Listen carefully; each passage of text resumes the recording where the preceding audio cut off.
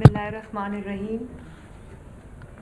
आप सबका और पीटीएम की जो भी क़यादत कराची में मौजूद थी, मैं उन सब की शुक्रगुज़ार हूँ। मौलाना फजल-उर-रहमान साहब की शुक्रगुज़ार हूँ, राजा परवेज़ अशरफ साहब की शुक्रगुज़ार हूँ, और बाकी सब की भी जो यहाँ मौजूद हैं उनकी शुक्रगुज़ार हूँ। जो यहाँ मौजूद नहीं हैं उन्होंने फ़ोन करके मुझसे बात की और अपने तशवीश का इजहार भी किया। तो सबसे पहले मैं आपको ये बताना चाहती हूँ कि आज सुबह क्या हुआ। आज सुबह फजर के बाद जब हम सोए तो रात क्योंकि देर हो गई थी जलसे से वापस आते आते, तो कोई 6:15 के करीब टाइम हुआ था जब हमारा दरवाज़ा बहुत ज़ोर से किसी ने पीटना शुरू कर दिया। तो मैं सो रही थी, सफदर भी सो रहे थे। तो मैंने सोचा कि जो होटल्स हैं उनमें तो इस तरह दरवाज़ा कोई नहीं पीटता, बाहर तो बेल लगी हुई है, वो अगर बेल बजा दे, कोई बजा दे, जिसको अगर अंदर आना मतलूब है या कोई काम है वो बेल बजा दे। मैंने सोचा कि कोई कंस्ट्रक्शन हो रही है इधर उधर, उसकी कोई आवाज़ आई, क्योंकि एकदम मुझे समझ नहीं आई।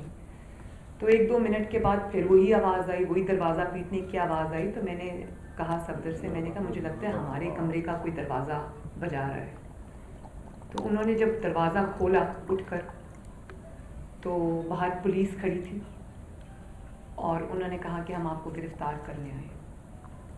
उन्होंने कहा अच्छा, मैं कपड़े पहन लूँ, कपड़े तब्दील कर लूँ, मैं आपके साथ चलता हूँ। अभी वो अपने कपड़े तब्दील कर रहे थे कि मुझे दरवाज़ा तोड़ने की आवाज़ें आईं, और उन्होंने वो जो सिक्योरिटी लैच होता है दरवाजे का, उसको तोड़ा,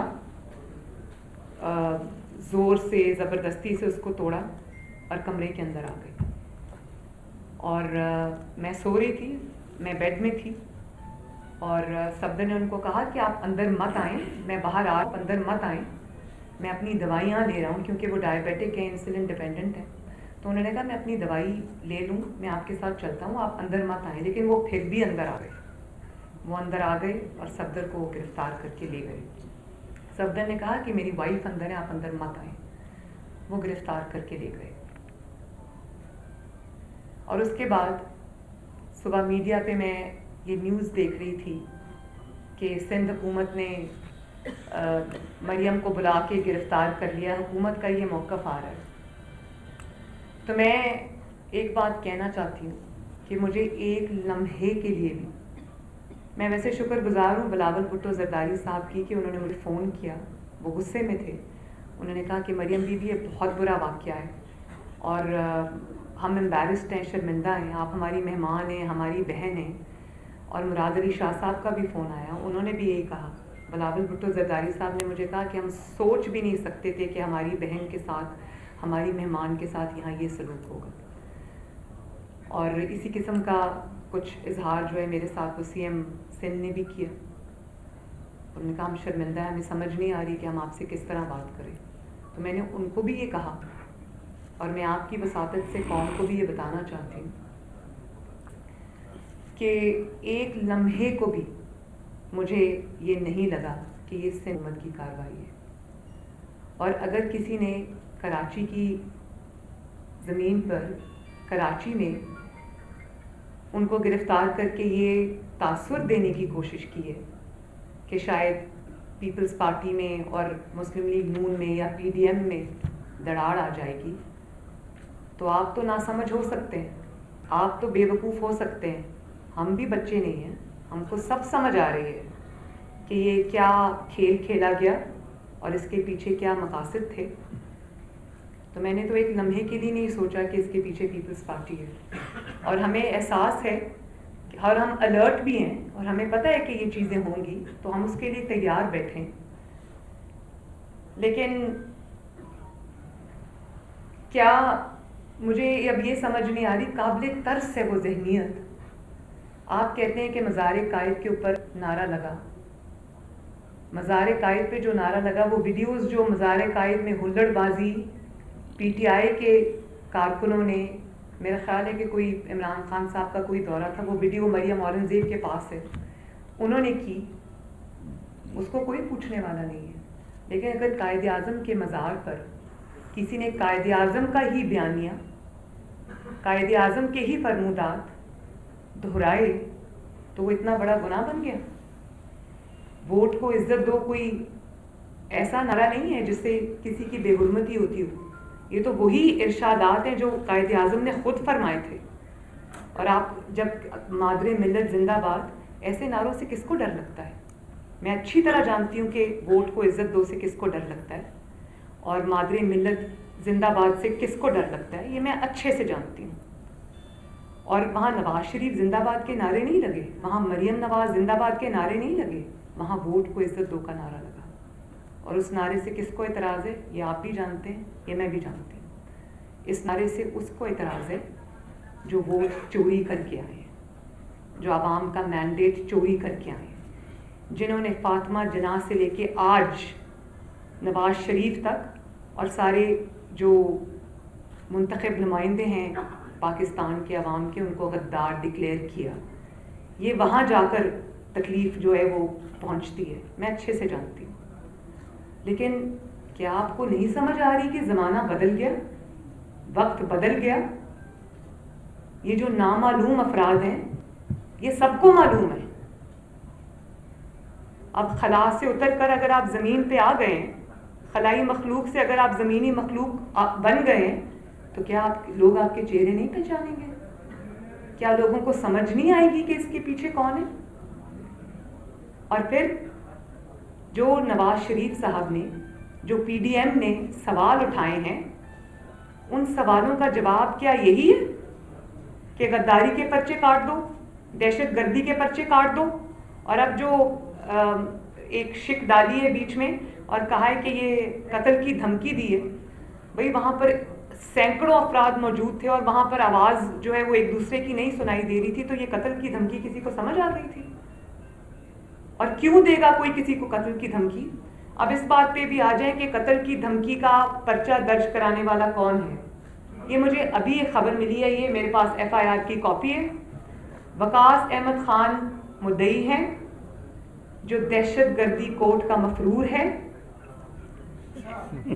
جی, ایف آئی آر نمبر 513/19, تھانہ یہ کیا لکھا ہے جی, کون سپر ہائی وے والا, اور یہ ڈیٹس بھی اس میں لکھی ہوئی ہیں.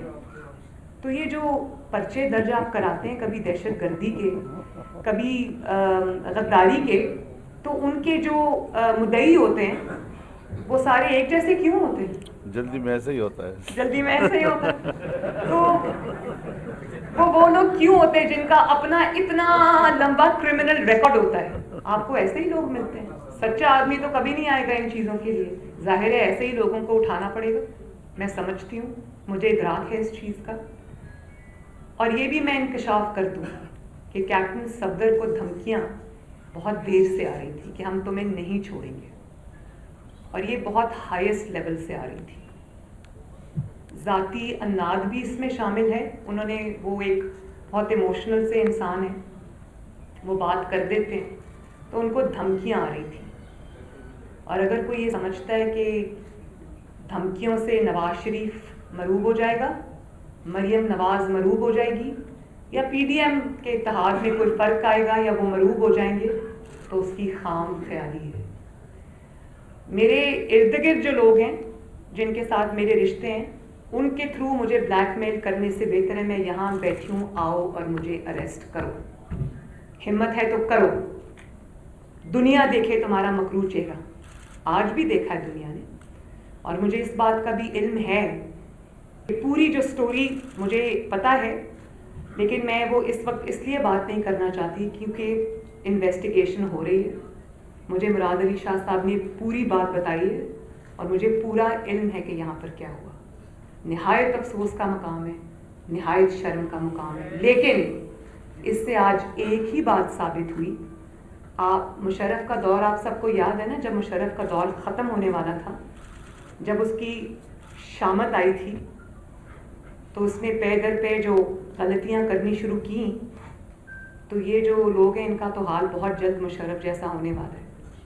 جب آپ طاقت کے نشے میں اندھے ہوتے ہیں, جب آپ کو طاقت کا تکبر ہوتا ہے, تو آپ دماغ سے نہیں سوچتے.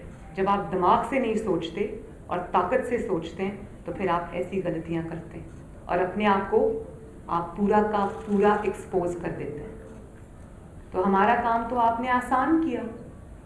ہمیں تو آپ نے آج وہ موقع دیا کہ ہم قوم کے سامنے یہ بات رکھیں کہ جب نواز شریف کہتا ہے کہ اسٹیٹ ود ان اسٹیٹ نہیں، اسٹیٹ ابو اسٹیٹ، گورنمنٹ ابو گورنمنٹ، تو نواز شریف بالکل سچ کہتا ہے. بہت بہت شکریہ.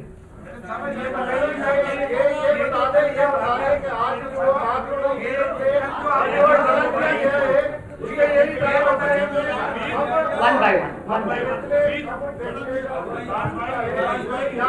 مریم اورنگ زیب صاحبہ آپ ذرا کائنڈلی کنڈکٹ کریں گی. جی میرا سوال یہ ہے کہ آپ لوگوں کے غصے سے یہ ظاہر ہو رہا ہے کہ اب صورتحال جو ہے وہ سنگین ہوتی جا رہی ہے. سوری مجھے غصہ بالکل نہیں مجھے غصہ نہیں ہے، آپ آگے بات کیجیے. جی تو کیا اب وہ وقت آ گیا ہے کہ آپ لوگ اسمبلیوں سے سینیٹ سے جو سندھ میں آپ کے اتحادیوں کی قائم ہے اس سے استعفے دیں گے اور اس حکومت کا خاتمہ کریں گے؟ جیسے کہ مولانا صاحب نے کہا کہ نہ ہم غصے میں کوئی کام کریں گے نہ جلد بازی میں کام کریں گے، کیونکہ ہم حق پہ ہیں. لیکن اتنا ہے کہ ہمارا کام آسان کر دیا انہوں نے. بالکل ہم حق پہ ہیں، سچ پہ ہیں، ہمیں ایسی غلطیاں کرنے کی کوئی ضرورت نہیں ہے، ہمیں کوئی جلدی نہیں ہے. ان کو جلدی ہوگی، ہمیں جلدی نہیں ہے. ہم جو بھی فیصلہ کریں گے وہ سوچ سمجھ کے کریں گے، وقت آنے پہ کریں گے. آج جو کارروائی ہوئی کیپٹن صفدر کو گرفتار کیا گیا آج، اس کا مقصد یہ ہے کہ کل جو آپ نے یہاں پر پاکستان پیپلز پارٹی کی میزبانی میں جلسہ کیا تو کیا یہ اس جلسے کا رد عمل ہے؟ کیونکہ میزبان پیپلز پارٹی ہے، اسے خوار کرنے یا انہیں اور پی ڈی ایم میں اختلافات پیدا کرنے کے لیے یہ ریاست کا کام ہے. کیونکہ مراد علی شاہ نے آپ کو بتایا ہوگا یہ پولیس والے کی طاقت نہیں ہے کہ آپ کا دروازہ توڑے. کچھ تو پتا ہوگا نا ریاست کے کن قوتوں نے، وہ قوتیں جن کا ذکر آپ کے والد کرتے وہی ہے یا کوئی اور ہے؟ آپ اچھے سے جانتے ہیں کون ہے، کیونکہ جب مراد علی شاہ صاحب نے کہہ دیا، بلاول بھٹو زرداری صاحب نے کہہ دیا، تو پھر حکومت نے کہہ دیا کہ ہم میں سے کوئی نہیں ہے، تو پھر وہی بچ گئے. ہاں جی ایک منٹ سب کو باری دیں گے. ایک منٹ آپ بات کریں جی. آپ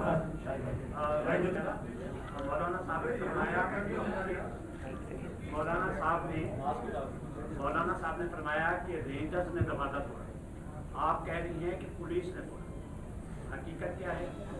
دوسرا سوال یہ ہے کہ مولانا صاحب نے یہ بھی فرمایا کہ آئی جی سندھ کو 4 گھنٹے تک یرغمال رکھا ہے اور ان سے ان کے فون بھی لے لیے گئے. جی سندھ گورنمنٹ کے نمائندے بیٹھے ہیں اور ان سے کہا گیا، مولانا صاحب نے تو پھر بھی لحاظ کیا، میں لحاظ نہیں کروں گی. ان کو سیکٹر کمانڈر کے آفس میں لے جا کے کہا گیا کہ یہ جو اریسٹ آرڈرز ہیں ان کے اوپر سائن کریں. اور جب ان کو کہا گیا کہ اریسٹ آرڈرز پہ سائن کریں تو آئی جی صاحب آبویسلی گھبرا گئے. انہوں نے کہا کہ یہ نہیں ہو سکتا. تو انہوں نے کہا آپ اریسٹ آرڈرز پہ سائن کر دیں، گرفتاری جو ہے وہ ہم رینجرز سے کروا دیں گے. اور جب ان سے اریسٹ آرڈرز پہ زبردستی سائن لے لیے گئے تو پھر ان کو کہا گیا اب گرفتاری بھی پولیس کرے گی. لیکن پولیس کے پیچھے یہ سب تھے جن کو لوگوں نے اپنی آنکھوں سے دیکھا ہے، سب نے دیکھا ہے. بہت جگہوں پر پروگرام بھی ہوئے تھے لوگوں سے ملنے جلنے کے لیے. 4 گھنٹے تک